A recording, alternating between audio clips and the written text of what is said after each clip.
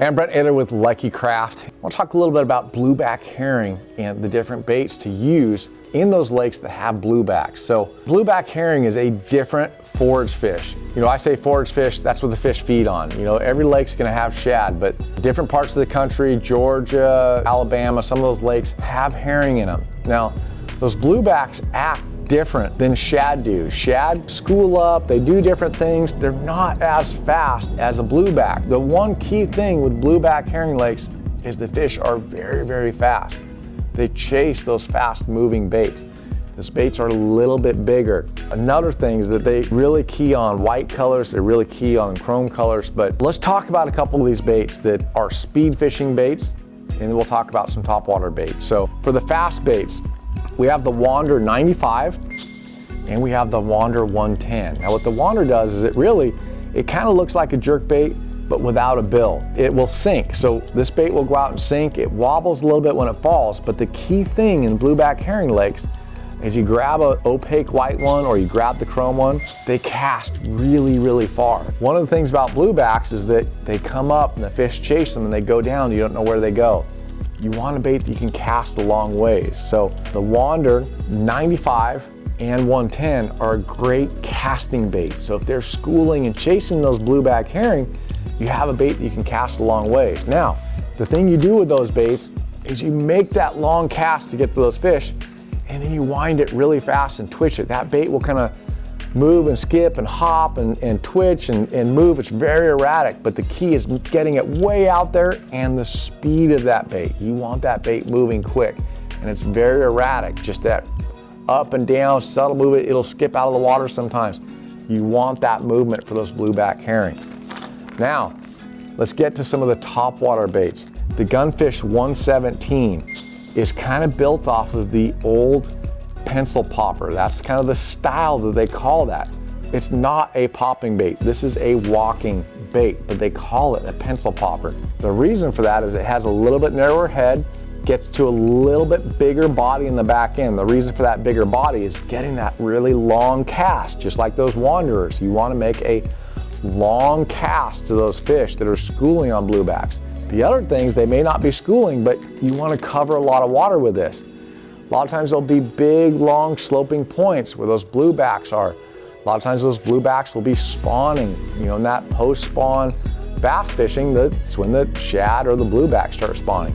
You want a bait that you can cover a lot of water. Now, the Gunfish 117 has 3 hooks on it, so it's great for working very quickly. When those fish come up and thrash at it, your odds of hanging them are better with 3 trebles versus 2. So you can cast the 117 a long ways. The key is working it very quickly and to trigger those fish to biting. And again, just keying on those herring, just working quickly, because that's how they move. They're here now and they're 2 miles in 2 minutes. They are so fast. So fast moving baits are the key with blueback herring. The SK prop jerk, this is another topwater bait. It's interesting to me with blueback herrings, you have these very fast moving baits. That 117 that you move very quickly. The Wanderer, you're casting and winding it really fast. You want something really fast. Well, here's the odd thing about blueback herring eaters. They like something really fast or they like something really slow. So the SK jerk is a topwater bait. It floats, has a bill on it, and has a prop on the back. And what this does, it allows you to do 2 things. You can wind it real slow, kind of wake it. To me, it's better at the twitch and pause.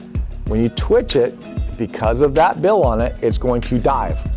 But when it dives, the prop splashes, makes noise and splashes in the water, and stalls out that twitch. So it doesn't twitch and go a long ways because that prop stalls it out. So it'll twitch and comes right back up. And you twitch it, it comes right back up, but then you have that subtle action from the prop in the back. That's the SK prop. Now, a wake bait. This is going to be another subtle, slow-moving bait. The Flash Minnow 110 wake is a bait that you cast out, you put your rod tip up high, and you wind it really slow. And what that does, it just goes like this. It just wobbles right on the surface. That's all it does. It creates a V. When it's going across the surface, you wind it too fast and it dives. rod tip high, and just wind it. And there's something about that just subtle wobble action when it's going across the surface. It's almost like the fish look at it. You know, same thing with the SK prop jerk. There's something about that slow, subtle, or they're really fast. They like those two combinations. I don't understand why, but I know that's what they do. So next time you're in a blueback situation, think about that. Run those fast moving baits, that Wanderer, the 117, you know, something that you're gonna cover a ton of water with. Then go for those slow ones, go for that wake, go for that SK prop trick. Try the two different scenarios and see what they like. And it might be both. I've had it happen where it's both. You know, I throw that 117 and I'll throw that wake as well. So you just have to key on those fish and see what they want right at that moment. But now you've got both ends of that spectrum covered, the fast and the slow, with a blueback herring.